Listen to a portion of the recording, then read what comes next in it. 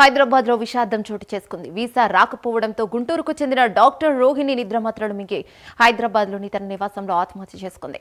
ఏడాది నుంచి రోహిణి వీసా కోసం ఎదురు చూస్తోంది. అయితే ట్రంప్ తీసుకున్న నిర్ణయాల వల్ల జేవన్ వీసా రాకపోవడంతో తీవ్ర మనస్తాపానికి గురై ఆత్మహత్యకు పాల్పడింది. ఉన్నత విద్య కోసం అమెరికా వెళ్లాలన్న ఆశయంతో చిన్నప్పటి నుంచి కష్టపడి చదివింది. రోహిణి మరణంతో కుటుంబ సభ్యులు కన్నీరు మున్నీరుగా విలపిస్తున్నారు.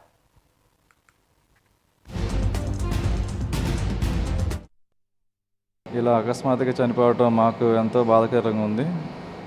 ఇది మేము అనుకుంటుంది ఏంటంటే తను యూఎస్ వెళ్దామని ప్రిపేర్ అయ్యారు ఎగ్జామ్స్.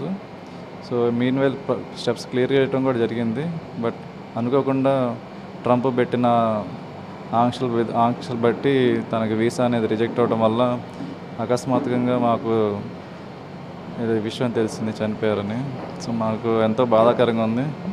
మేము ఎంతో దిగ్భ్రాంతిని వ్యక్తపరుస్తున్నాం.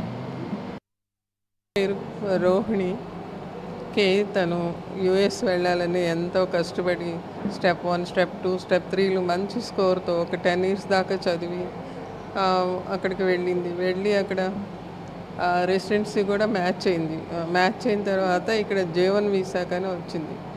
ఇప్పుడు J1 వీసాలు మొదట బ్యాన్ చేశారు. తర్వాత తను వెళితే తను రిజెక్ట్ చేశారు. తను ఆ ట్రామా భరించలేక సూసైడ్ చేసుకొని చనిపోయిందండి.